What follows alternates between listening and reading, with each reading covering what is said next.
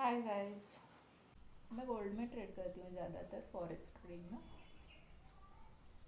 और वहाँ सेटअप बना नहीं था, इसलिए तो वेटिंग चल रहा था। सेटअप बना है अभी, ट्रेड लिया भी है मैंने, थोड़ी देर बाद एक्चुअली शूट करी। तो इसमें जो मैंने आपको कहा कि जब तक आपका सेटअप ना बने आप तब तक ट्रेड नहीं कर सकते। मतलब आप ट्रेड कब भी कर सकते हो, लेकिन अगर सेटअप नहीं बना है तो लॉस होने के चांसेस आपके ज़्यादा हैं। ठीक है, तो सेटअप हमेशा बनाइए, एक प्लान होना चाहिए और उसके अकॉर्डिंग आपको ट्रेडिंग करनी चाहिए। बेसिकली वैसे तो हर किसी चीज़ में प्लानिंग होनी अच्छी रहती है, क्योंकि आपको आपका रिस्क भी मालूम रहता है, आपका आपका प्रॉफिट भी मालूम रहता है। सो आज की स्ट्रैटेजी या फिर प्लान ये था ट्रेड लेने का। जैसो जैसे आप स्क्रीन पे देख रहे हो, यहाँ रेजिस्टेंस आया है। सिंपली मैं कोई ज़्यादा इंडिकेटर्स यूज़ तो करती नहीं, मैं बेसिकली करती नहीं, वैसे कंफर्मेशन के लिए थोड़े बहुत कर लेती हूँ, लेकिन मोस्ट ऑफ द टाइम मैं प्राइस एक्शन पर ही ट्रेड लेना पसंद करती हूँ, क्योंकि उसका जो सक्सेस रेशो है वो बहुत अच्छा रहता है। कितना भी अपने एक्सपीरियंस ट्रेडर हो, लॉस जो होना होता है वो हो ही जाता है, क्योंकि ये तो मार्केट है भाई, ये किसी के हाथ से नहीं छूटा। पैसे दे भी देता है, ले भी जाता है। सो स्ट्रैटेजी क्या थी देखिए, गोल्ड अप मूव में था। सुबह से एक ही लेवल पर वो 4139.496 इस लेवल पर उसने सपोर्ट लेना स्टार्ट किया था। पहले यहाँ जैसे आप स्क्रीन पे देख पा रहे हो, वहाँ उसने ज़्यादातर रेजिस्टेंस लिया था। एक बार ऊपर की तरफ, यहाँ एक बार ऊपर की तरफ उसने क्या किया था, ब्रेकआउट दिया था, लेकिन ये फेक रहा और मैं भी यहाँ से बच गई, क्योंकि यहाँ मेरा जो माइंडसेट रहता है वो होता है कंफर्मेशन होना बहुत ही इम्पोर्टेंट है। सो टारगेट के पास ऑलमोस्ट एक कैंडल ने विक बना दिए। फर्स्ट टारगेट तो अपना अचीव हो गया, सेकेंड टारगेट के लिए रुकी हूँ। और ये जो नीचे आपको ग्रे शेड्स दिख रहे हैं, ये जो ग्रे मैंने पैच बनाया है वो 1 आवर का एफ जो है, यहाँ मार्केट जैसे ही आएगा वहाँ से वो बाउंस बैक कर जाएगा। आज के इसी टाइम पे हमें 2 ट्रेड्स मिल सकते हैं। अभी तो सेलिंग शॉर्ट किया है मैंने, तो शॉर्ट का तो सक्सेसफुल जाएगा ही जाएगा, क्योंकि नीचे ग्रे पैच में आने के बाद ही मार्केट पुल बैक देना है और उसको किसी भी हालत में यहाँ आना है। या तो शार्प मूव देगा मार्केट, या फिर स्टेप्स क्रिएशन, या फिर कंसोलिडेटेड फेज में थोड़ा थोड़ा नीचे आते जाएगा। सो लेट्स सी क्या होता है।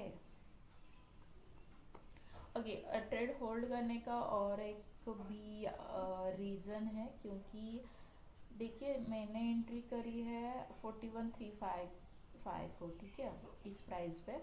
और मैंने जो स्टॉप लॉस लगा है मेरे लेवल के थोड़ा सा ऊपर लगा है। मेरी जो सपोर्ट लेवल थी वो है 4139.496।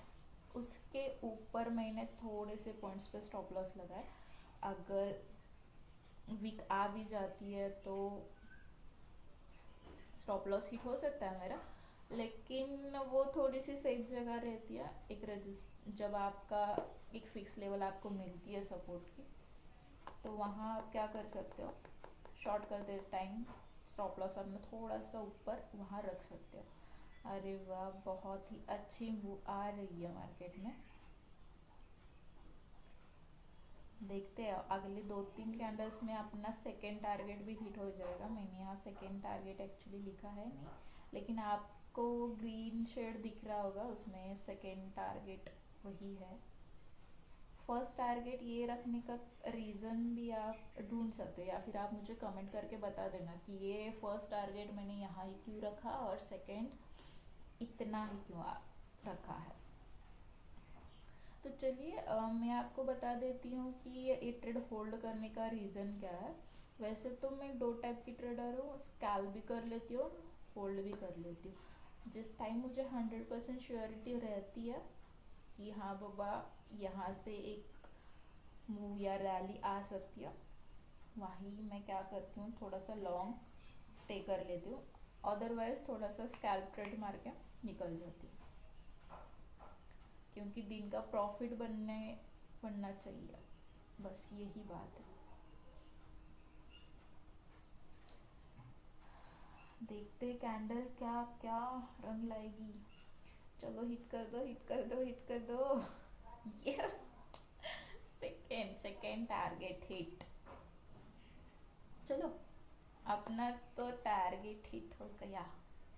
मुझे लगा था 2-3 कैंडल्स और जा सकती है इसमें, पर वाओ बेस्ट मूव, नाइस। इसी कैंडल में वॉल्यूम थोड़ा सा ज़्यादा आ गया, शायद यही कैंडल हिट करिए। तो लेट्स सी अब यहाँ से कहाँ तक की वो रैली देती है, और जैसे हमने कहा बाउंस बैक आता है कि नहीं ये भी देखना है हमें। एक ट्रेड हो जाने के बाद या फिर मेरा दिन का प्रॉफिट निकल जाने के बाद, जो भी मैंने प्लान आउट करा है, उसके बाद तो ट्रेड लेती नहीं, लेकिन एनालिसिस के हिसाब से अगर मार्केट जा रहा है तो वो देखने का मज़ा कुछ अलग ही रहता है। सो वही करेंगे आज हम। तो देखिए ऊपर जैसे आपको दिख रहा है, मेरे एंट्री के बाद भी, मतलब मैंने ऑलमोस्ट 110 को एंट्री करी थी। सक्सेसिव ब्रेक के बाद एक जो कैंडल बनी स्पिनिंग, उसके बाद मैंने एंट्री करी थी, और स्टिल मैं होल्ड कर रही हूँ वो ट्रेड, मतलब स्टिल यानी हो गया मेरा ट्रेड एक्चुअली। पर जहाँ मैंने एसएल लगाया था वहाँ तक मार्केट नहीं आई, और जो मैंने सपोर्ट लेवल ड्रॉ करी थी उसी लेवल पर मार्केट ने रेजिस्टेंस लिया। तो यही बेनिफिट्स होते हैं आपका स्टॉप लॉस आप उस लेवल के थोड़ा सा ऊपर लगाने के। अगर मैं यही होल्ड करती और सेम उसी जगह अगर मैंने सपोर्ट लेवल पर स्टॉप लॉस लगाया होता, तो एक नहीं 2 बार हिट हो जाता मेरा स्टॉप लॉस, यानी कि 2 बार हुआ दिख रहा है, इसलिए ऐसे बोल रही हूँ। सो यही था, अपने एनालिसिस पर स्ट्रांग हो, या फिर बहुत ही अच्छी तरीके से आपको आपका एनालिसिस पता है तो आप होल्ड कर सकते हो। लेकिन हमेशा याद रखना कि ट्रेड दिख रहा है इसलिए लेना मत, आपके हिसाब से आपके अकॉर्डिंग अगर मार्केट मूवमेंट कर रहा तो ही ट्रेड लेना है। देखते ये कैंडल ने वो वाला भी, जो हमारा ग्रीड वाला जो था, वो भी उसने क्या करा है, ब्रेक करा है।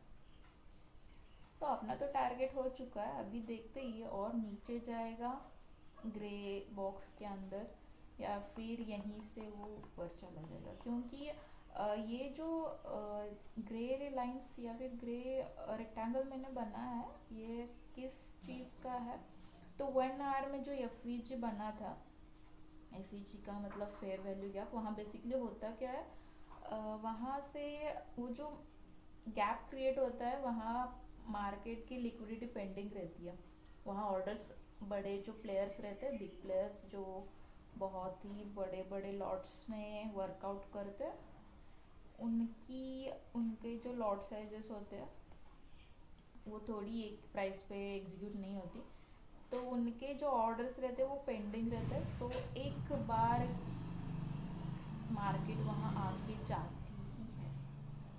सो इसलिए मैंने कहा कि इस बॉक्स में आने के बाद मार्केट बाउंस बैक कर जा सकती है। देखते हैं क्या होता है अभी। आज का टारगेट तो हिट हो चुका है, आज का डे भी अच्छा रहा, और ये क्लोजिंग रहेगा आज का डे का, क्योंकि ऑलमोस्ट बहुत अच्छा प्रॉफिट हुआ है, बहुत अच्छी मूवमेंट मार्केट में मिली है। फर्स्ट एंड सेकंड टारगेट मैंने लिख दिया यहाँ, ये दोनों भी फिक्स आउट मतलब दोनों भी अचीव हो चुके हैं। 35 से लेकर ऑलमोस्ट 14 का मैंने टारगेट रखा था, 15 भी अगर आप पकड़ सकते हो तो $20 यानी 200 पिप्स की मूवमेंट हमने अभी ग्रैब कर लिया। तो डे तो हो गया, इसलिए चल रहा है कि मुझे देखना है कि बाबा हाँ जो एनालिसिस करी है उसी तरीके से मूव होता है कि नहीं, क्योंकि अगली इस ट्रेड में तो हमारा प्रॉफिट निकल गया, लेकिन अगर अगली ट्रेड आएगी जब हम सपोज करिए ये वाला मूवमेंट हाथ से निकल गया हो और ये जो एनालिसिस अभी हमने लगाया तो इसके अकॉर्डिंग हम ट्रेड ले सकते कि नहीं, यही देखने के लिए रुकना चाहिए ना मार्केट में।